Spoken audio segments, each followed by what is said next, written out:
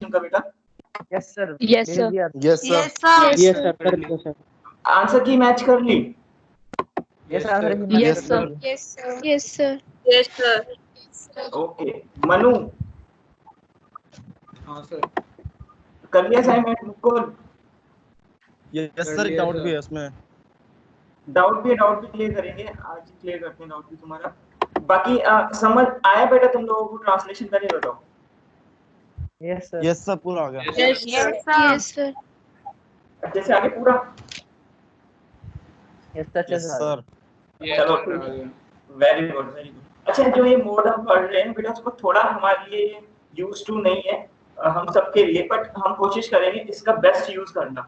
ये बहुत अच्छा प्लेटफॉर्म है, हम लोग लॉकडाउन में भी अच्छे से पढ़ सकते हैं बेटा, कोई मुश्किल नहीं है, ठीक है ना? तुम लोग उसको थोड़ा सा बस और उसको 2-3 क्लास में और अच्छे से तुम यूज टू हो जाओगे। खैर हम लोगों ने सर बस एक प्रॉब्लम। हाँ मैडम सर वो नेटवर्क की दिक्कत आ रही है सर बहुत ज्यादा। सर पहले क्लास में पढ़ते हैं, फिर नोट्स बनाने में सर पूरा टाइम चला जाता है। मनु कोई नहीं, थोड़ा जब तुम नोट्स बनाओगे थोड़ा याद भी होगा ना इसमें अपना, मुश्किल नहीं है बेटा। 50 मिनट का लेक्चर है तो थोड़ा जब नोट्स बनाओगे तो याद भी होंगी चीजें, तो थोड़ा तो कॉपी करना पड़ेगा। तुम्हारा ट्रैवलिंग टाइम घट रहा है, स्कूल में बहुत सारा टाइम बच रहा है, तो बहुत सारी चीजें तुम पॉजिटिव वे में ले सकते हैं ना। Yes sir. ठीक है। कल तो सर पूरा टाइम सर नोट्स में निकल गया, 9-10 बजे तक नोट्स बनाते रह गए। इतना तो नहीं पढ़ाया था हिमांशु की, पूरा टाइम ही निकल गया हो तुम्हारा। नहीं सर आपके अलावा सर और भी तो होते हैं, फिजिक्स के भी नोट्स होते हैं, केमिस्ट्री के। मान लिया पर इतना तो नहीं पूरा निकल गया, इतना तो करना ही पड़ेगा बेटा, तो तभी तो। हाँ इतना तो करना ही पड़ेगा ना, नीट एग्जाम देना है हमें। खैर प्रोटीन सिंथेसिस पढ़ रहे थे बेटा हम लोग। प्रोटीन सिंथेसिस की हम पूरा पार्ट पढ़ चुके हैं। तो पहला step activation of amino acid, इसमें किसी को कोई डाउट नहीं होना चाहिए। दूसरा स्टेप था चार्जिंग ऑफ पीआरएनए, ठीक है। तीसरा स्टेप ट्रांसलेशन। ट्रांसलेशन के 3 स्टेप थे, इनिशिएशन, इलॉन्गेशन एंड टर्मिनेशन, ठीक है। इनिशिएशन, इलॉन्गेशन एंड टर्मिनेशन, ये पूरा हमने पढ़ लिया था बेटा। किसी को कोई डाउट है इसमें, किसी को कुछ पूछना है या मैं रिवीजन कराऊं फटाफट से, रिकैप दूं? नहीं सर डाउट नहीं है। किसी को रिकैप चाहिए? आगे बढ़े? No sir. यस सर, आगे बढ़ो सर। ठीक है गुड, आगे बढ़ो। अच्छा बेटा मुझे ये बताओ तुम लोगों ने एनसीईआरटी रीड करी थी ट्रांसलेशन की? एनसीईआरटी तो नहीं पढ़ी सर अभी नहीं पढ़ी एनसीईआरटी। अच्छा कोई नहीं, मैं इसमें कुछ पॉइंट्स एनसीईआरटी का रीड करेंगे। ये एनिमेशन देख लिया था? एनिमेशन समझ आया था? मैं दोबारा प्ले करूं उसको? नो सर अब मत समझ आ गया। नो सर नहीं। अच्छा ये नॉलेज बूस्टर समझ आ गया? यस सर आ गया। यस सर, पढ़ लिया पूरा। अच्छा ये एक बार फटाफट से मैं रीड कर देता हूं। Chargaff's rule is not valid for RNA, हमें पता है ना आरएनए की वैलिड नहीं होता। जब मैं चार्गस पढ़ा रहा था नहीं बोल दिया था मैंने ये, ठीक है। It is only valid for double standard DNA, double standard helical DNA. Helical मतलब लीनियर डीएनए, ये हमने डिस्कस कर लिया था तभी। Second point, the duplication of DNA was first of all proved in E coli. पता है ना डुप्लीकेशन, जो Mrs and stall experiment, E coli bacteria is mostly used for the study of DNA replication, ठीक है, पढ़ लिया था हमने। ई कोलाई का जो डीएनए होता है कितने मिनट में रेप्लिकेट कर जाता है हिमांशु? Yes sir. तुम सो जाते हो। ई कोलाई का जो डीएनए होता है कितने मिनट में रेप्लिकेट कर जाता है? फटाफट बोलो। ई कोलाई प्रोकैरियोट सर कुछ मिनट में कर जाता है। नहीं हां ठीक है बेटा, माइक ऑफ रखेंगे, जिसको मैं नाम बोलूंगा वो अपना माइक ऑन करेगा बस, ठीक है। तो डिसिप्लिन नहीं करेंगे, ठीक है। माइक ऑफ, आवाज आ रही है। हाँ ठीक है, तुम देख के बता दिया करो, उसको बोलो ये। अच्छा Hargobind Khurana was the first to recognize the triplet codon for cysteine. इस पे क्वेश्चन आ सकता है बेटा। पूछेगा कि जो हरगोबिंद खुराना ने जो काम किया था वो कौन सा ट्रिपलेट कोडन था? सिस्टीन का था और वैलिन का था। ये थोड़ा याद रखना होगा, सीवी से याद रखना, सीवी, सिस्टीन और वैलिन। साइटोप्लाज्मिक डीएनए 1 से 5% होता है। मुकुल साइटोप्लाज्मिक डीएनए क्या होता है बेटा? सर साइटोप्लाज्म के अंदर होता है, मतलब माइटोकॉन्ड्रिया के अंदर और उनके अपने क्लोरोप्लास्ट के अंदर जो डीएनए होता है। हाँ सही बात। और तुम्हारा प्रोकैरियोट का डीएनए भी साइटोप्लाज्मिक होता है वैसे, पर अगर हम बात करें हमारे अंदर भी साइटोप्लाज्मिक डीएनए 1 से 5% होता है टोटल डीएनए का। खैर अच्छा ये जो पॉइंट है भाई, एंटीकोडन हमें पता है ना, स्टॉप कोडन कौन कौन से होते हैं? उल्लू आया, उल्लू गया, उल्लू आ उल्लू गया गया और उल्लू गया और उल्लू आ गया। हाँ ठीक है भाई, गुड। अच्छा अब इन तीनों का एंटीकोडॉन इन्होंने यहाँ लिख दिया भाई, तो ये तो हमें कर लेंगे, कोई दिक्कत ही नहीं होनी चाहिए।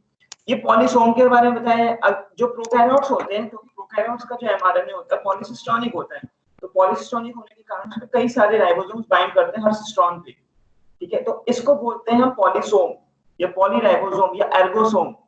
ये वर्ड तुमसे क्वेश्चन पूछ सकता है, एलएन के मॉड्यूल में क्वेश्चन हो सकते हैं इस पे।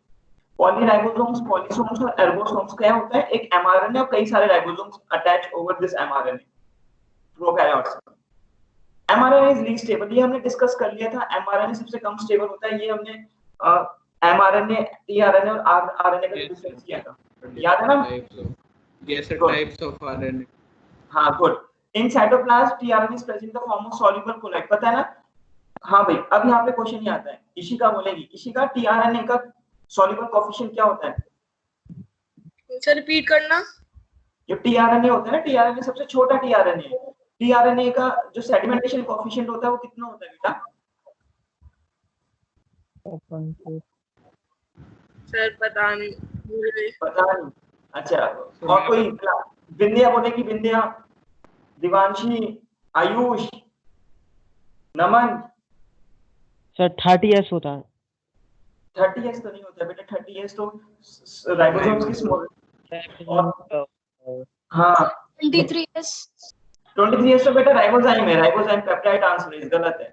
मनु बोलो। सर 70S होता है। 5s आरएनए होता है। मनु बोला 4S 4s, sir, 4S। Exactly, बिल्कुल सही बोला, वेरी गुड बेटा। 4s होगा भाई, 4s सबसे छोटा यही होता है। 5s राइबोसोम डाल रहे हैं तो राइबोसोम्स के अंदर होता है। टीआरएनए का 4s होता है बेटा, बताया था मैंने। Yes sir. न्यूक्लियेसिस, न्यूक्लियेसिस बताए थे मैंने भाई, एंजाइम बताए थे तुम लोगों को, याद हो? कटर लेके चलते हो, हाँ, उनके हाथ में क्या रहता है? कटर रहता है, कटर, याद होगा? Yes sir. हाँ, तो न्यूक्लियेसिस क्या होते हैं? हाँ, न्यूक्लियेसिस दो टाइप्स के होते हैं बेटा, एंडोन्यूक्लियेसिस और एक्सोन्यूक्लियेसिस। अब ये काम क्या करते हैं? हाँ, ये एंडो और एक्सो काम क्या करते हैं, एक बार मैं फटाफट से थोड़ा बता देता हूँ। ब्लैंक स्लाइड में, ब्लैंक स्लाइड में, यस, यहाँ पे मैं बताता हूँ एंडो और एक्सो क्या काम करते हैं। देखो, सपोज करो भाई ये एक डीएनए से, ठीक है, ये एंटीपैरल होता है, पता है? कोई न्यूक्लियेसिस अगर इस डीएनए के बीच से कट करे, से बीच से, तो उसको बोलते हैं एंडोन्यूक्लियेसिस। एंडोन्यूक्लियेसिस अगर बीच से कट करेगा तो इसका हाल ये हो जाएगा, अगर इस जगह कट कर रहा हो, इस जगह, तो ये डीएनए का हाल ये हो जाएगा, तो इसको बोलते हैं endonucleases. The enzymes which cuts the DNA at the interior sites. अगर कोई एंजाइम, अगर कोई न्यूक्लियेसिस साइड से कट करे, ऐसे एंड से, इसके एंड, केवल एंड कट करे, ये वाला पार्ट, तो उसको बोलते हैं एक्सोन्यूक्लियेसिस। जो एक्सोन्यूक्लियेसिस होते हैं बेटा, वो हमारे क्या करते हैं, न्यूक्लिक एसिड को एंड से कट करते हैं, केवल एंड से, और एंडो नाम बोल रहा है, एंडो इंटीरियर साइड से कट करते हैं। तो न्यूक्लियेसिस जो हम यहाँ पे देख रहे थे, दो टाइप के होते हैं हमारे। हाँ, तो न्यूक्लियेसिस जो दो टाइप के होते हैं, this breaks down the nucleic acid from the inside, endo, और एक्सो वाले टर्मिनल एंड से, ठीक है, ये टर्मिनल एंड से कट करते हैं। तो ये थोड़ा पॉइंट देख लेंगे। नेक्स्ट, अच्छा बेटा, ये सब inhibitors of bacterial protein synthesis है, इसको एक बार समझते हैं। ये तुम लोगों ने रीड किया था स्लाइड? यस सर, किया था। समझ आ गई? Sir, yes sir. Yes sir, आ गया पूरा। Yes sir. ठीक है। अच्छा, एक बार सुन लेंगे, एक बार मेरे से। एंटीबायोटिक है कुछ ये, जैसे टेट्रासाइक्लिन। टेट्रासाइक्लिन क्या बेटा, ये इंपॉर्टेंट नहीं है इतना, तो इसको रटना मत, बस इसको रीड कर लेना, ठीक है? Yes sir, biotechnology. हाँ, इसको रीड कर लेना। टेट्रासाइक्लिन क्या करती है? Inhibits binding of amino site tRNA, ये टीआरएनए होगा, टीआरएनए टू राइबोसोम्स। मतलब भाई, जैसे मैं यहाँ पे ब्लैंक्स दिया, मैं यहाँ पे ड्रॉ कर रहा हूँ, देखना, ये एक एमआरएनए, इसमें राइबोसोम्स अटैच्ड है, ठीक है? तुम्हें पता है इस राइबोसोम्स के अंदर एक्टिवेटेड टीआरएनए आता है अमीनो एसिड को लेकर। अब क्या करेगा ये जो टेट्रासाइक्लिन, अगर हमने टेट्रासाइक्लिन दे दी, जैसे हमने टेट्रासाइक्लिन खा ली, हमारे अंदर कोई बैक्टीरिया है, प्रोकैरियोट है, तो क्या ये प्रोकैरियोट्स के लिए काम आती है बेटा? बैक्टीरिया लिखा है ना, बैक्टीरिया। तो these antibiotics works only for prokaryotic cell. तो हमने अगर टेट्रासाइक्लिन खा ली, तो वो क्या करेगी टेट्रासाइक्लिन? बैक्टीरिया के जो एक्टिवेटेड अमाइनो एसिड होगा बैक्टीरिया की साइटोप्लाज्म में वो राइबोसोम में नहीं आएगा, तो राइबोसोम में नहीं आएगा तो प्रोटीन सिंथेसिस हो नहीं पाएगी उसकी, अगर प्रोटीन सिंथेसिस नहीं हो पाएगी तो मारा जाएगा वो। तो टेट्रासाइक्लिन क्या काम करती है? हाँ, टेट्रासाइक्लिन क्या काम करती है? एक्टिवेटेड अमाइनो एसिड को, बैक्टीरिया के एक्टिवेटेड अमाइनो एसिड को उसके राइबोसोम्स में नहीं आने देगी, तो इसके राइबोसोम्स में नहीं आएगी तो प्रोटीन सिंथेसिस नहीं हो पाएगी। ठीक है, तो पहली एंटीबायोटिक का काम हमने पढ़ लिया, दूसरी क्या बोलती है? स्ट्रेप्टोमाइसिन देखते हैं। Inhibits initiation of translation and causes misreading, मतलब जो भाई सपोज करो ट्रांसलेशन का इनिशिएशन तुम्हें पता है AUG कोडॉन या GUG से होगा इन केस ऑफ प्रोकैरियोट्स, याद है? Yes sir. गुड, अब सुनो। हाँ, वेरी गुड बेटा, डन। अब क्या होगा बेटा कि अब जो स्ट्रेप्टोमाइसिन अगर हमने खा ली, हमारे अंदर कोई प्रोकैरियोटिक सेल है, हमने स्ट्रेप्टोमाइसिन खा ली, तो अब जो उसका ट्रांसलेशन होगा ना बैक्टीरिया का, वो इनिशिएशन कोडॉन से तो नहीं होगा, कहीं से भी मिसरीड कर देगा, देखो misreading. Inhibits initiation of translation causes misreading, तो अब वो इस एग्जैक्ट पॉइंट से नहीं हो रहा, कहीं आगे से हो रहा है, तो जब आगे से होगा तो प्रोटीन जो बनेगी डिफेक्टिव बनेगी। प्रोटीन कैसे बनेगी? डिफेक्टिव, और डिफेक्टिव प्रोटीन बन गई तो उसका कोई यूज ही नहीं है, फंक्शन नहीं होगा, और बैक्टीरिया फिर से मारा जाएगा। तो टेट्रासाइक्लिन से मारा गया, स्ट्रेप्टोमाइसिन से मारा गया, ये सारी एंटीबायोटिक्स प्रोटीन सिंथेसिस को रोकेंगी। अब नेक्स्ट हम पढ़ने जा रहे हैं क्लोरोएम्फेनिकॉल। क्लोरोएम्फेनिकॉल क्या करती है? Inhibits peptide transferase and the formation of peptide bond. याद करो peptide transferase ribozyme 23S ribosomal RNA. तो ये जो पेप्टाइड बॉन्ड बनाता है दो अमीनो एसिड के बीच में, ये बनाएगा ही नहीं। जब ये पेप्टाइड बॉन्ड ही नहीं बनेगा भाई, तो जो हम लोगों के अंदर बैक्टीरिया आया कोई, हमने क्लोरोएम्फेनिकॉल खा ली, तो क्लोरोएम्फेनिकॉल क्या करेगी? बैक्टीरिया के ट्रांसलेशन के जो पेप्टाइड बॉन्ड बनता है राइबोसोम्स के अंदर, तो ये एंजाइम एक्टिविटी खराब हो गई, ये एंजाइम ही खराब हो गया। ये एंजाइम ही अगर खराब हो गया तो प्रोटीन सिंथेसिस रुक गई। नेक्स्ट है बेटा इरेथ्रोमाइसिन, inhibits translocation of ribosomes along the mRNA. मतलब ये जो एंजाइम था ना, ट्रांसलोकेज एंजाइम, भाई ट्रांसलोकेज एंजाइम था, ठीक है, इसकी एक्टिविटी को रोक देगा, तो ट्रांसलोकेशन ही नहीं होगा, तो फिर से ट्रांसलेशन इनहिबिट। नियोमाइसिन क्या करती है? Inhibits interaction between tRNA and mRNA. ये भी टीआरएनए और एमआरएनए के इंटरेक्शन को रोकती है, मतलब एंटीकोडॉन और कोडॉन की रीडिंग को, क्योंकि एमआरएनए पे क्या होता है? कोडॉन, और टीआरएनए पे क्या होता है? एंटीकोडॉन। अगर कोडॉन और एंटीकोडॉन का रिकॉग्निशन ही नहीं होगा तो टीआरएनए रिकॉग्नाइज नहीं करेगा एमआरएनए को। तो ये सारी एंटीबायोटिक्स ऐसे वर्क करती हैं जो हमने एक्सप्लेन किया, बस को रेड कर लेना है, हम लोगों को इतना इंपॉर्टेंट नहीं है। बस क्लोरोएम्फेनिकॉल को थोड़ा याद रखना, पूछेगा तो ये पूछ सकता है तुमसे क्लोरोएम्फेनिकॉल के बारे में, बाकी कुछ नहीं पूछेगा। नेक्स्ट बेटा, ये कुछ एनसीईआरटी के पॉइंट्स हैं यहाँ पर, मैंने जस्ट एनसीईआरटी के पेज ही ले लिए मैंने यहाँ पर, तो एक बार फटाफट से इसको रीड करते हैं। यस बेटा, please tell me. Sir polypeptide chain जो बनती है वो भी 5 प्राइम टू 3 प्राइम डायरेक्शन में बनती है? पॉलीपेप्टाइड चेन जो बनती है बेटा, देखो मैं एक्सप्लेन करता हूँ उसको यहाँ पर, थोड़ा यहाँ पे एक्सप्लेन कर देते हैं। देखो क्या होता है बेटा पॉलीपेप्टाइड चेन के केस में, जैसे ये एमआरएनए,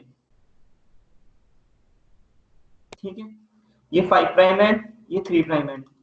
अच्छा क्वेश्चन है, AUG, UUU, CCC, GUG and so on, यहाँ पे राइबोसोम्स अटैच्ड हुए, ये P साइट है, ये A साइट है, तो AUG पे जो अमीनो एसिड आएगा, अमीनो एसिड 1 आएगा, UU, और ये 5 प्राइम डायरेक्शन में चल रहा है बेटा, ये 5 प्राइम सिंथेसिस हो रही है, UU पे आएगा फिनाइलएलेनिन अमीनो एसिड 2, तो ये किस डायरेक्शन में चल रहा है? 5 प्राइम, 5 to 3 चल रहा है सारा। तो जो रीड होगा ना हमारे में, रीड इस डायरेक्शन में होगा बेटा, इस डायरेक्शन में, इसमें एरो बना रहा हूं, तो इस डायरेक्शन में रीड होगा 5, हां 5 to 3 बनता जाएगा ना, अमीनो एसिड इसी सीक्वेंस में ऐड होते जाएंगे, ठीक है, तो इसको बोलते हैं 5 to 3 ही होगा, ठीक है। हम जो ऐसे दिखा देते हैं पॉलीपेप्टाइड ग्रो हो रही है, ये अमीनो एसिड 1 यहां पे बना, फिर जब ट्रांसलोकेज करेगा तो इसको क्या करते हैं? ऐसे ग्रो करा देते हैं, लेकिन डायरेक्शन 5 to 3 रहेगी, याद रखना। आगे बढ़ते हैं, नॉलेज बूस्टर हमारे पॉइंट हो गए सारे। अच्छा, ये एनसीईआरटी के पॉइंट्स हैं कुछ ट्रांसलेशन के, एक बार फटाफट से रीड करते हैं मेरे साथ, ये हमने सारे पढ़ लिए, टाइम नहीं लगेंगे इसमें। Translation refers to the process of polymerization of amino acid to form a polypeptide. सही बात है भाई, अमीनो एसिड को कंबाइन कर कर कर पॉलीपेप्टाइड बनानी है हमें, पॉलीपेप्टाइड बनानी है। The order and sequence of amino acid are defined by the sequence of the basis in mRNA. सही बात है, कोडॉन्स होते हैं, एमआरएनए को डिसाइड करेगा। The amino acids are joined by a bond which is known as peptide bond. पता है हमें राइबोजाइम की एक्टिविटी, यहाँ पे हिमांशु बोलेगा मुझे, हिमांशु यस सर। तुम्हारे अंदर जो प्रोटीन सिंथेसिस हो रही है, पेप्टाइड बॉन्ड जो बन रहा है अमीनो एसिड के बीच में, वो कौन सा एंजाइम बना रहा है?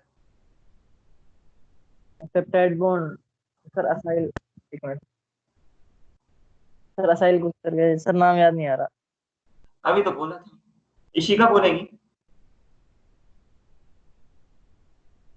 इशिका चली गई। Sir ribozyme. राइबोजाइम, ठीक है, वेरी गुड। अच्छा, इस केस में मुकुल आंसर करेगा। हमारे अगर हिमांशु के अंदर पेप्टाइड बॉन्ड बन रहा है तो कौन सा राइबोसोमल आरएनए बना रहा होगा? 28S। Very good, 28S ribosomal RNA, excellent. Next, formation of peptide bond requires energy. तुम अगर किसी को याद हो, जब मैं कल लेक्चर ले रहा था मैंने बोला था peptide bond formation requires energy, किसी को याद है? जैसे जीटीपी प्रोवाइड कर। Yes sir, GTP. GTP GTP का नाम नहीं लिया था, मैंने बोला था कि peptide bond formation is favoured by energy चाहिए उसको। ये एनसीईआरटी का पॉइंट है बेटा, ये कई बार स्टेटमेंट में आ जाता है, इसलिए स्टामा करे कि पहली स्टेटमेंट दे देगा, पूरी का which of the following statement are true, तो पहली स्टेटमेंट दे देगा कि the peptide bond formed by the ribozyme requires energy, it is the correct statement.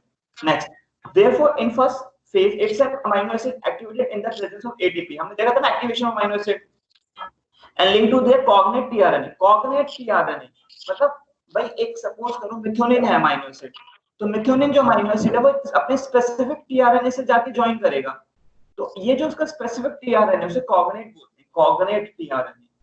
तो cognate tRNA मतलब स्पेसिफिक होते हैं हर एक अमीनो एसिड के लिए। a process called charging of tRNA or amino acylation of tRNA या loading of tRNA। To be more specific, if two such charged tRNA are brought close enough, the formation of peptide bond between them would be favored energetically। हमने देखा था ना peptide bond जो बनता है ribozyme से, उसको एनर्जी चाहिए। The presence of catalyst would enhance the rate of peptide bond formation। तो राइबोजाइम का होना इस पेप्टाइड बॉन्ड फॉर्मेशन को बढ़ा देता है, एनहांस कर देता है। The cellular factory responsible for synthesis protein in the ribosomes, ठीक है। The ribosomes consist of, देखो ये इंपॉर्टेंट लाइन है, मैं स्टार मार्क कर रहा हूँ। The ribosomes consist of structural RNAs। structural RNAs होते हैं, जैसे राइबोसोमल RNA होते हैं बेटा, हमने डिस्कस कर लिए थे। And about 80 different types of proteins। ये क्वेश्चन आया हुआ है कि राइबोसोम्स के अंदर कितने, ये एनसीईआरटी में लिखा हुआ है कि राइबोसोम्स के अंदर कितनी प्रोटीन्स होती हैं, 80 डिफरेंट टाइप्स की। जस्ट ये डेटा में याद रखना है, इसलिए मैंने इसको स्टार मार्क किया है। 80 वर्ड इंपॉर्टेंट है यहाँ पे बेटा। तो राइबोसोम्स के अंदर 80 डिफरेंट प्रोटीन्स होती हैं, वो कौन सी प्रोटीन्स होती हैं वो हमें नहीं पता। In its inactive state, inactive state में बेटा ये भी क्वेश्चन आ सकता है, स्टार मार्क किया। It exists as two subunits, a large subunit and a small subunit। When the small subunit encounters the mRNA, the process of translation of mRNA to protein begins। एक mRNA पे जब छोटा ribosome subunit bind करती है तो initiation start हो जाती है। अब ये पॉइंट से भी क्वेश्चन आया हुआ है, the process of translation of the mRNA begins, मतलब क्वेश्चन पूछता है कि भाई अगर छोटी सब यूनिट बाइंड करिए तो क्या ट्रांसलेशन इनिशिएट हो जाएगी वहां पर, तो या बोलेगा कि लार्जर सब यूनिट बाइंड करेगी तभी इनिशिएट होगा, नहीं, जब छोटी सब यूनिट बाइंड करेगी इनिशिएशन वहीं से स्टार्ट हो गया बेटा। There are two sites in large sub unit, in fact 3 sites होती हैं, एनसीईआरटी ने 2 लिखी हुई है यहाँ पर, तो 3 कौन सी होती है? पी साइट, ए साइट और ई साइट। हमने डिस्कस किया था, पी पेप्टिडाइल, ए अमीनो एसिड और ई एग्जिट, ये हमने डिस्कस किया था बेटा, ठीक है। फॉर ठीक है, हो गया। Be close enough to each other for the formation of peptide bond। The ribosomes also act as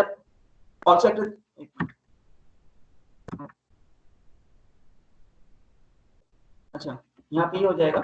The ribosomes also act as a catalyst।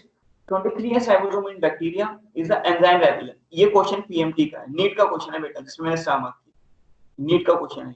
Ribozyme in bacteria, और हमारे अंदर तो पता है 28S राइबोसोमल आरएनए होता है, ठीक है। A translation unit in mRNA sequence of RNA that is flanked by the start codon and the stop codon। ये क्या बोल रहे हैं बेटा, ध्यान सुनना। ये mRNA, ये initiating codon और ये stop codon, ठीक है।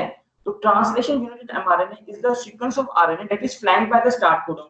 यहाँ पे translation unit होगी, translation unit मतलब codons होंगे जो ट्रांसलेट करेंगे, ट्रांसलेशन यूनिट होगी, ट्रांसलेशन है, ट्रांसक्रिप्शन नहीं। तो translation unit is flanked by start codon and stop codon.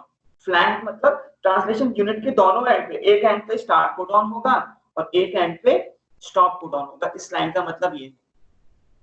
And mRNA also has some additional sequences that are not translated, refers to as UTR, हमने discuss किया था। And UTR क्यों होते हैं? they require for the efficient translation। ये line important है, efficient, ठीक है बेटा। लास्ट पैराग्राफ है एनसीईआरटी का, देखते हैं। For initiation, ribosomes binds to mRNA at start codon, पता है हमें। That is recognized only by initiator tRNA, पता है हमें।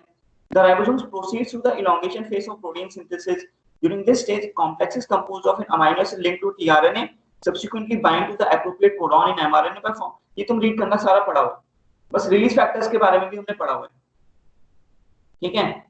तो ये पूरा हमने रीड करा हुआ है, ये तुम रीड करोगे तो समझ आएगा बेटा। ये एनसीईआरटी का डायग्राम है ट्रांसलेशन का, इंपॉर्टेंट। अब ये कैसे है, इसको समझेंगे, कैसे रीड करेंगे। देखो ये 5 प्राइम, यहाँ पे 3 प्राइम, तो ये तो एमआरएनए हो गया।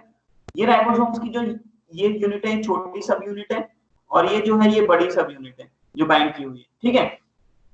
अब ये जो है देखो, ये वाला पार्ट, हाँ बेटा प्लीज, कुछ कहना है? चलो ठीक है। अब देखो ये जो है, ये एंटीकोडॉन ये वाला और ये कोडॉन की मैचिंग हुई है, और इस मैचिंग के स्पेसिफिक अमीनो एसिड आ गए हैं।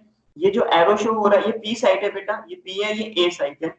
ये जो एरो शो हो रहा है, पेप्टाइड बॉन्ड बनेगा यहाँ पर एलेनिन और वैलिन के बीच में, ये पेप्टाइड बॉन्ड शो हो रहा है।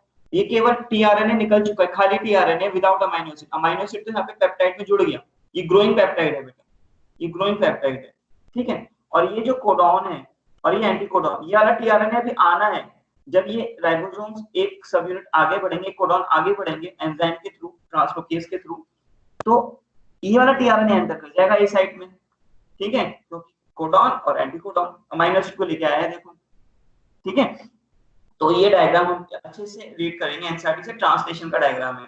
किसी को कुछ डाउट है इस डायग्राम में, कुछ पूछना चाहता है कोई बेटा? हाँ बेटा प्लीज मुकुल। पता कि पेप्टाइड बॉन्ड फॉर्मेशन में एनर्जी रिक्वायर्ड होती है, तो सर वो स्पेसिफिक नहीं है कि मतलब हर किसी के लिए सेम होगी, हर प्रोकैरियोट्स के लिए? नहीं, पेप्टाइड बॉन्ड जहां बनेगा वो एनर्जेटिकली फेवर्ड होगा। पेप्टाइड बॉन्ड बनेगा तो उसे एनर्जी चाहिए। नहीं सर, वो स्पेसिफिक नहीं है कि कितने एटीपीज और जीटीपीज रिक्वायर्ड है? ऐसा कुछ नहीं स्पेसिफिक नहीं है बेटा, अभी नहीं, वो हायर क्लासेस में। ओके ठीक है।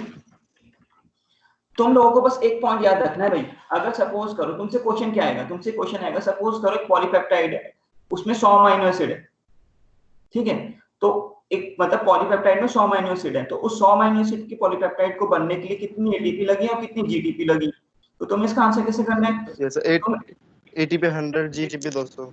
हाँ सिंपल है, n + 2n, मतलब n नंबर ऑफ एटीपी तो डायरेक्ट लिख दोगे 100 प्लस 2n नहीं होगा यहाँ पे 2n, हाँ 2 × 100 कितना हो जाएगा? 100 प्लस नहीं होगा बेटा, n और 2n, 100 तो एटीपी लगेंगे और 200 कितनी लगेंगी? जीटीपी। मतलब हाँ जितने अमीनो एसिड है उतना एटीपी लगा देना, एक्टिवेशन में उतने भाई एक अमीनो एसिड के लिए एक एटीपी, और जीटीपी उसका डबल कर देना, बस आंसर आ जाएगा, ठीक है। तो ये तुम्हें बस थोड़ा सा याद रखना पड़ेगा, बाकी कोई इसमें वो हार्ड वो नहीं है तुम्हें कि ये याद करना है कितनी पेप्टाइड फॉर्मेशन में एटीपी लगी, वो हमें याद नहीं रखना है। खैर आगे बढ़ते हैं। अच्छा आगे हम स्टार्ट करते हैं बेटा, यहाँ पे जो हमें स्टार्ट करना है वो हमें स्टार्ट करना है जीन एक्सप्रेशन। टॉपिक है हमारा आज का जो हम पढ़ेंगे जीन एक्सप्रेशन। तो बेटा इसको अच्छे से समझेंगे जीन एक्सप्रेशन को, इंपॉर्टेंट टॉपिक है, इस पे क्वेश्चन आते हैं, ठीक है। तो मैं यहाँ पे थोड़ा एक्सप्लेन करूंगा जीन एक्सप्रेशन होता क्या है। जीन एक्सप्रेशन बेटा क्या होता है, जीन मतलब जीन क्या होता है? डीएनए पे एक जीन है, डीएनए पे सीक्वेंस होते हैं जीन के, ठीक है। जब ये ट्रांसक्रिप्शन करेगा तो बेटा बनाएगा ये आरएनए से एमआरएनए बनाएगा। जब ये ट्रांसलेशन करेगा तो बेटा बनाएगा ये प्रोटीन, तो ये बना देगा प्रोटीन, ठीक है। तो इस केस में ये वाला जीन जो जीन 1 था ये एक्सप्रेस करके अपना काम कर रहा है और प्रोटीन बना रहा है भाई, ठीक है। अगर इसका ट्रांसक्रिप्शन रुक गया या ट्रांसलेशन रुक गया तो ये प्रोटीन नहीं बनेगी। In that case this gene is switched off, ये जीन कैसे रहेगा? स्विच्ड ऑफ रहेगा।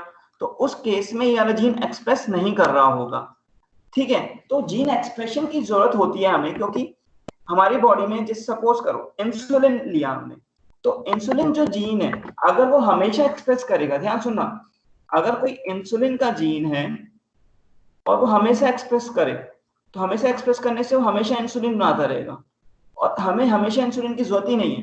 तो इंसुलिन का जीन कभी स्विच ऑफ होना चाहिए और कभी स्विच ऑन होना चाहिए।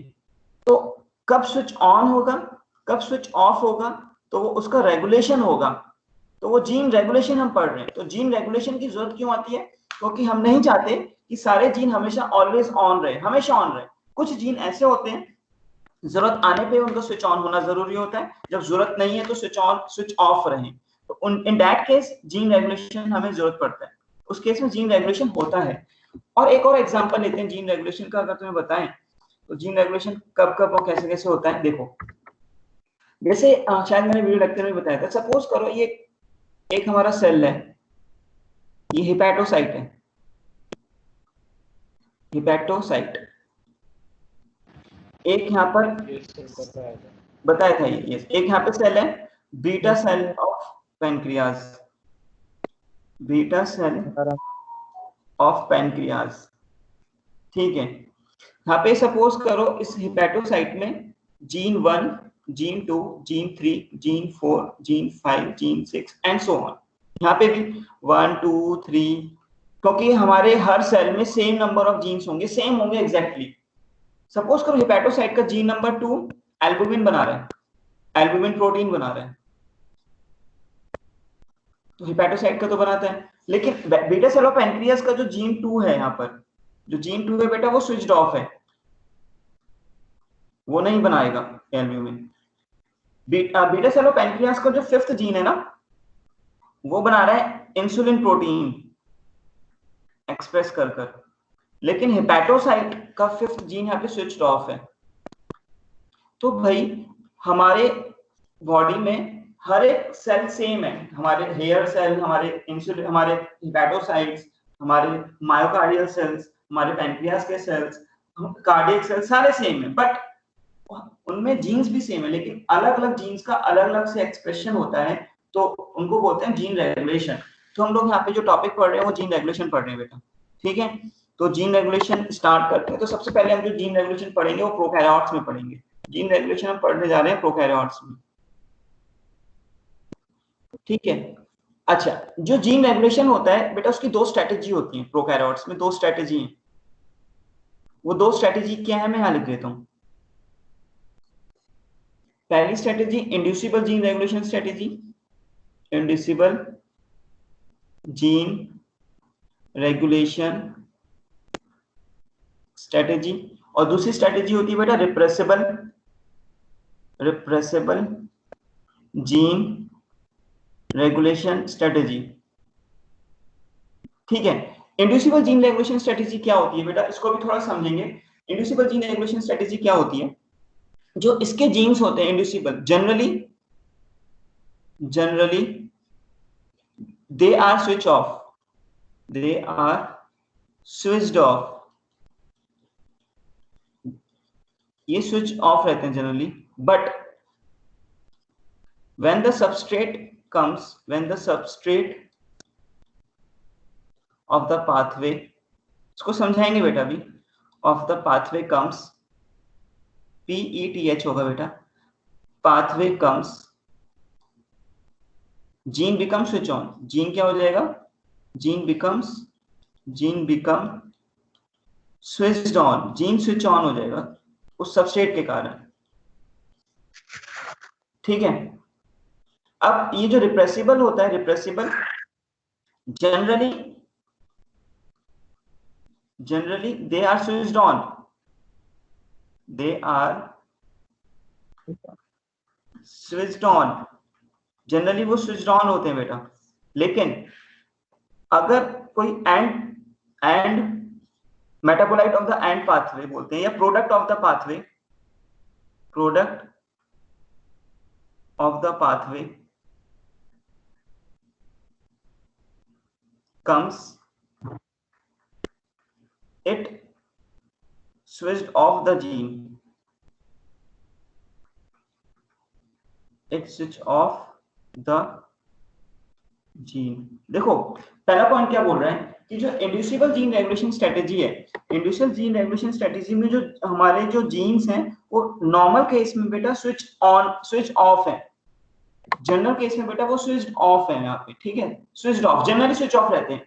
लेकिन इंड्यूसिबल का इंग्लिश लैंग्वेज में अगर देखें वर्ड तो इंड्यूस करना, किसी को एक्टिव करना, ठीक है।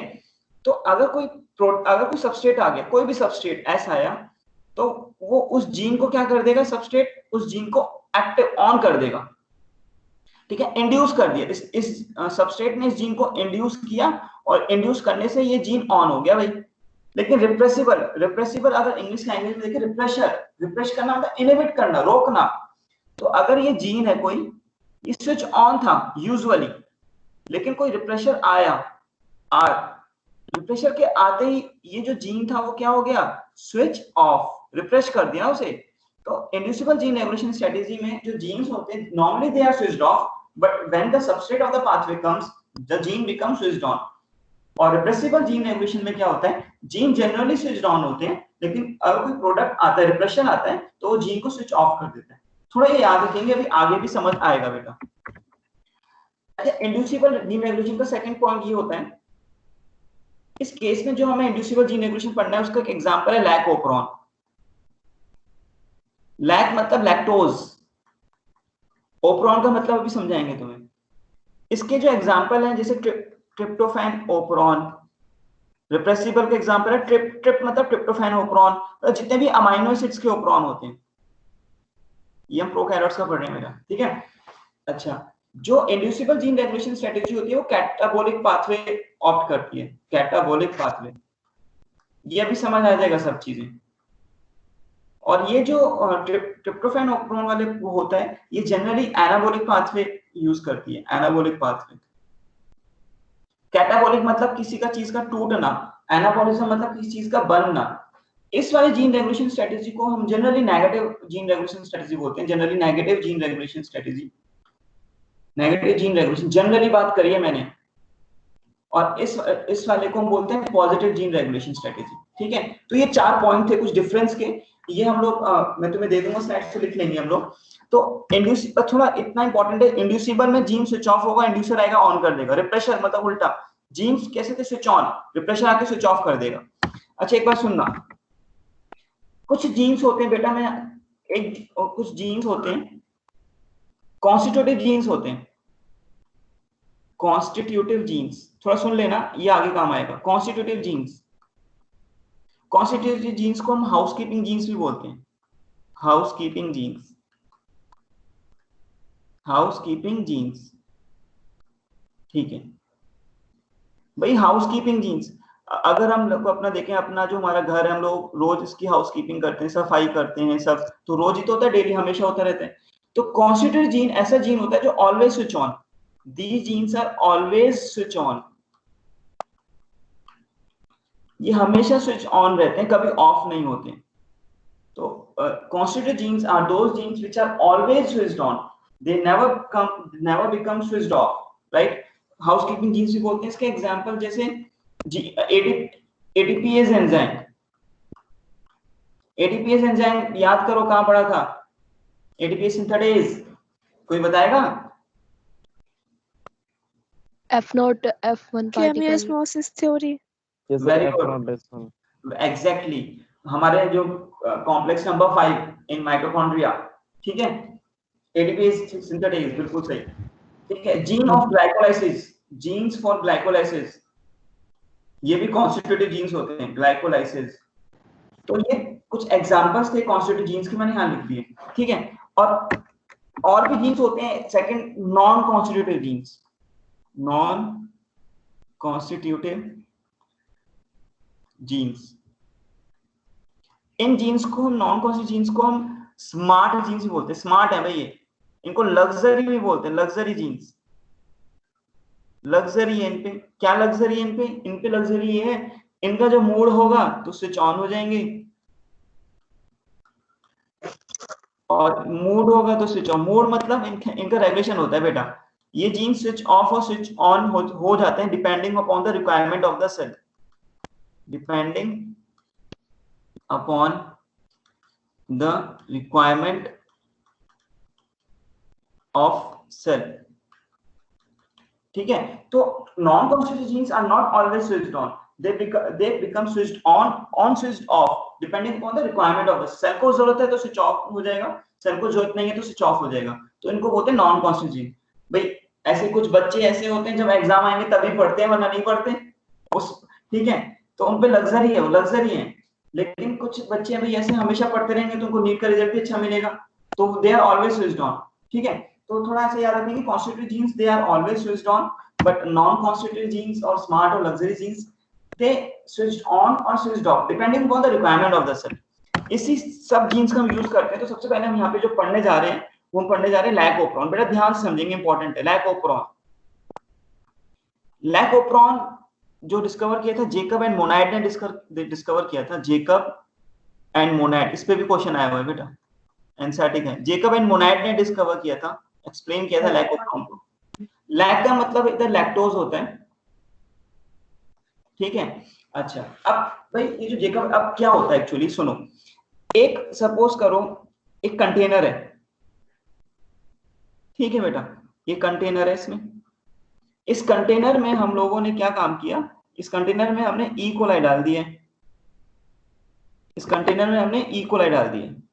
तो एक बैक्टीरिया है यहाँ पर, उसका नाम है ई कोलाई, और भी डालें, ये क्या है ई कोलाई, ठीक है। और इस ई कोलाई डाला तो यहाँ पर इस मीडियम में, ध्यान सुनेंगे इस बात को, हमने इस मीडियम में डाली ग्लूकोज,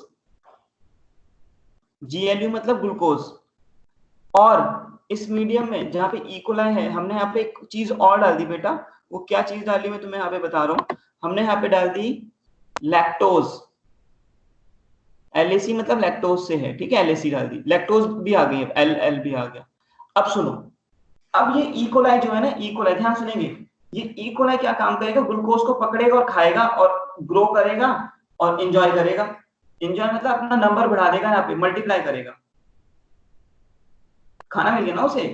तो अब ऐसे ही है भाई, सपोज करो एक ये ऐसे कुछ है, एक इंडिविजुअल है, ठीक है, एक बच्चा है, अब इसको खाने को हमने दिया पिज्जा, चॉइस है इसमें, पिज्जा खाने की चॉइस है और इधर चपाती रोटी खाने की चॉइस है।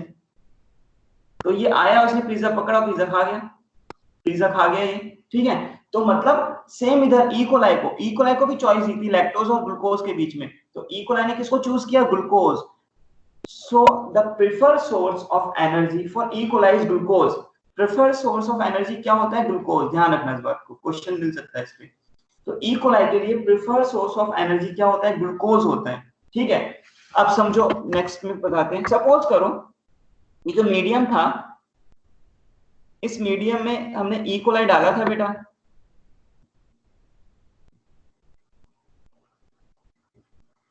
ई कोलाई डाला था हमने, ई कोलाई बहुत सारे थे ई कोलाई। अब क्या हुआ यहाँ पर, लैक्टोज और लैक्टोज लैक्टोज लैक्टोज बची, ग्लूकोज खत्म है, ग्लूकोज है ही नहीं, ग्लूकोज खा गए सब, ये खत्म। तो अब क्या होगा, ई कोलाई कुछ टाइम के लिए डोरमेंट, कुछ समय के लिए डोरमेंट हो गया, अपनी ग्रोथ थोड़ी देर कम कर देगा भाई। से जब फिर कुछ और ही नहीं मिलेगा तो ये अब लैक्टोज को पकड़ेगा, लैक्टोज को खाना स्टार्ट करेगा, मरेगा तो नहीं, भूखा तो ना मरेगा, लैक्टोज को पकड़ेगा फिर लैक्टोज को खाना शुरू करेगा। तो इसका मतलब क्या है, सेमली यही बच्चा, अगर इसको पिज्जा नहीं देंगे तो रोटी तो खाएगा ही ना, पिज्जा नहीं देंगे तो रोटी तो खाएगा ही, सेम यहाँ पे यही है। तो जब ई कोलाई को ग्लूकोज नहीं मिला तो वो लैक्टोज पकड़ेगा, लैक्टोज खाएगा, ठीक है। तो ई कोलाई के लिए अगर हम बात करें, प्रेफर्ड सोर्स ऑफ एनर्जी क्या होगा, glucose, preferred source of energy glucose है, लेकिन वो लैक्टोज को भी यूज कर सकते हैं, ठीक है। तो हम यहाँ पे अब देखो, ये छोटा सा बैक्टीरिया है, स्मॉल बैक्टीरिया, छोटा सा है, लेकिन कितना क्लेवर है, बहुत क्लेवर है।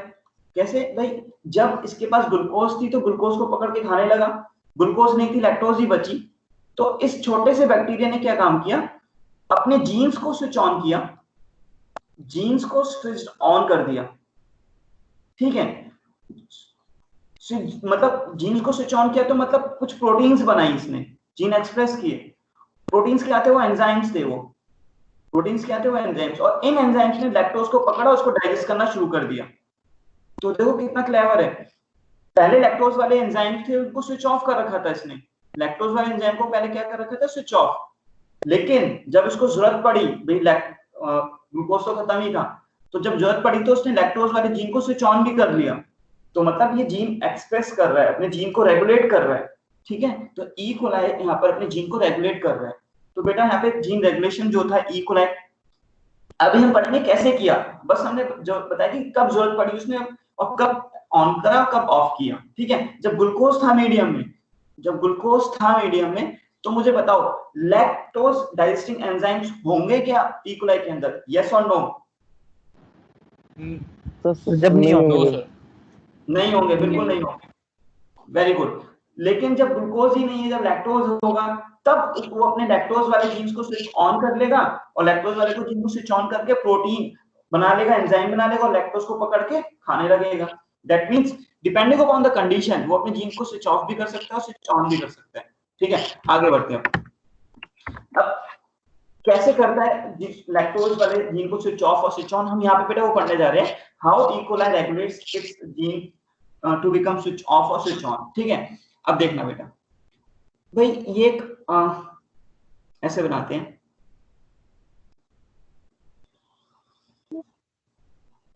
समझेंगे बेटा ध्यान से। ये ई कोलाई का डीएनए सर्कुलर होता है, तो हमने सर्कुलर नहीं बनाया, बस उसको सर्कुलर का पार्ट बनाया यहाँ पे, ठीक है। यहाँ पर कुछ देखो जीन्स है बेटा, ध्यान से सुनना, मैं जीन्स बना रहा हूँ, यहाँ पे कलर चेंज कर लेते हैं इसका, यहाँ पे मैं जीन्स बना रहा हूँ कुछ, ये जो जीन यहाँ पे बना रहा हूँ उसका नाम है लैक जेड जीन, यहाँ पे बना रहा हूँ लैक वाई जीन, यहाँ बना रहा हूँ जेड वाई ए, लैक ए जीन, ठीक है बेटा। ये मैंने जीन्स बनाए क्योंकि पॉलीसिस्टोनिक होता है जीन का, तो लैक जेड वाई ए बनाए लैक जीन, ठीक है। अब ध्यान सुनेंगे, यहाँ पर कलर चेंज करते हैं,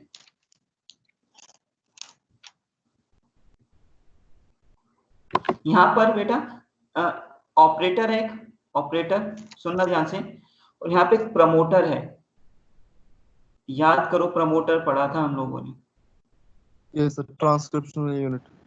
very good, promoter TATA Pribnow box में पढ़ा था ना? यस ये सर, टाटा बॉक्स, हाँ बेटा, गुड गुड, T80 सही बेटा, दिस इज प्रमोटर, मैं यहाँ लिख दूं प्रमोटर, प्रमोटर, ये लिख दो सर। और ये ओ मतलब ऑपरेटर है बेटा, ऑपरेटर रीजन है, ये हमने नहीं पढ़ा था, देखेंगे, ठीक है। अब ध्यान सुनना बेटा, इस बात को ध्यान समझेंगे। इस प्रमोटर के इधर यहाँ पे एक और सीक्वेंसेस हैं, और उन सीक्वेंसेस का नाम है cap region, CAP, cap region. Cap की फुल फॉर्म क्या होती है अभी बताऊंगा, कैप रीजन है, ठीक है। इसके साथ यहाँ पर एक जीन है आई जीन, यहाँ लिख देता हूं आई जीन, और आई जीन के साथ में यहाँ पे एक प्रमोटर है, ऑपरेटर नहीं है, पी मतलब प्रमोटर, ये जो पी मतलब बेटा यहाँ पे प्रमोटर का ही है। अब सुनो, ये मैंने डीएनए बनाया, इसमें काफी सारे जीन्स बनाए हैं, देखो ZYA, ऑपरेटर, जितने भी मैंने यहाँ पे ब्लू कलर से बनाए ना, ब्लू कलर से, दीज आर रेगुलेटरी सीक्वेंसेस, ये सारे के सारे ब्लू कलर से जो बनाए मैं यहाँ लिख देता हूँ बेटा, ब्लू कलर से बनाए हुए सारे रेगुलेटरी हैं, ठीक है। ब्लू कलर वाले सारे रेगुलेटरी सीक्वेंस है। अब ध्यान सुनना भाई, Z gene, Y gene, A gene, operator, promoter, I gene, तो ये सारे सेट ऑफ कोऑर्डिनेटेड जीन्स, जितने भी सारे जीन्स बनाए जो कोऑर्डिनेशन में है, इन सब जीन्स को बोलते हैं ओपरॉन। तो ओपरॉन की डेफिनेशन क्या हुई यहाँ पे, the set of coordinated genes which perform specific function that is called as operon, और इस केस में ये लैक ओपरॉन है बेटा। तो लैक ओपरॉन की डेफिनेशन हमें यहाँ क्लियर हो जानी चाहिए कि ओपरॉन क्या होता है। ओपरॉन तो एक कई सारे जीन्स का सेट है, जैसे इस केस में ZYA, operator, this promoter, this cap region, I gene and this promoter, ये सारे जीन्स का जो सेट है उसको हम ओपरॉन बोलते हैं। और ये सारे जीन्स फंक्शन क्या करते हैं, लैक्टोज को कैसे डाइजेस्ट करेगा, ये लैक्टोज के एंजाइम्स कैसे बनाएगा, कब एक्सप्रेस करेगा कब नहीं करेगा, तो वो काम करते हैं, तो इसलिए इसको बोला लैक ओपरॉन, ठीक है बेटा। ये कुछ ऐसा ही है, देखो प्रमोटर मतलब यहाँ पे ये ट्रांसक्रिप्शन शुरू होगी, तो हमने देखा था ना एक स्ट्रक्चरल जीन होता है, एक टर्मिनेटर होता है, तो वही है, ये ट्रांसक्रिप्शन यूनिट है सारी। प्रमोटर है, ये ZY ये स्ट्रक्चर जीन है, यहाँ पे टर्मिनेटर भी होगा, T भी होगा। खैर अब सुनो क्या होता है बेटा, ध्यान सुनिए इस बात को। क्या होता है बेटा, आई जीन, देखो अब एक ध्यान सुनना, ये जो आई जीन है ना, इस आई जीन पे ऑपरेटर नहीं है। देखो आई जीन के आगे P, आई जीन के आगे P लिखा है, O नहीं लिखा, लेकिन ZYA के आगे O लिखा है, ऑपरेटर भी और प्रमोटर भी है। तो ये ZYA जीन का प्रमोटर ये रहा, ये वाला इसमें टिक किया मैंने, और ऑपरेटर ये रहा। लेकिन आई जीन का केवल प्रमोटर है, ऑपरेटर नहीं है। तो ऐसे जीन्स जिनका ऑपरेटर नहीं होता वो कॉन्स्टिट्यूटिव जीन्स होते हैं, और ऐसे जीन्स जिन पे ऑपरेटर होता है वो नॉन कॉन्स्टिट्यूटिव जीन्स होते हैं। तो क्वेश्चन मेरा ये है भाई, कॉन्स्टिट्यूटिव जीन्स क्या होते हैं? अर्पित बोलेगा।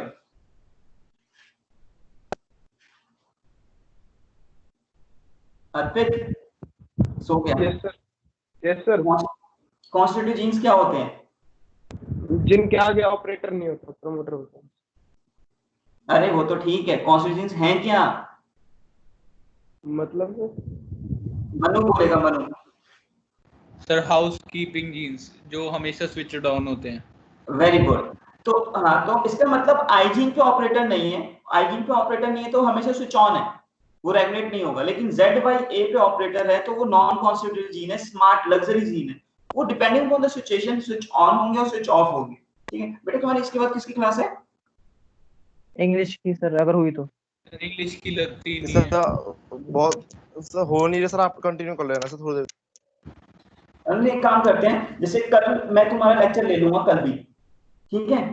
कल जैसे सैटरडे को क्लास नहीं होती, पर मैं कल तुम्हें लेक्चर ले लूंगा। तो मैं तुम्हें आज शाम को ना टाइम टेबल में अपना क्लास, तो क्लास में कैलेंडर में मंडे टू फ्राइडे है ना?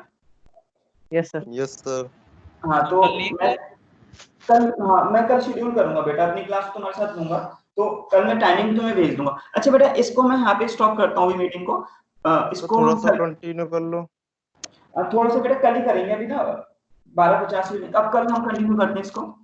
कल तुम्हारा तुम्हारा कल शेड्यूल रख दूंगा मैं, और इसको पूरा अच्छे से एक्सप्लेन करेंगे। थोड़ा ये जो स्लाइड्स बनाई हुई क्या मैं तुम्हें भेजूं या नहीं? भेज दो सर।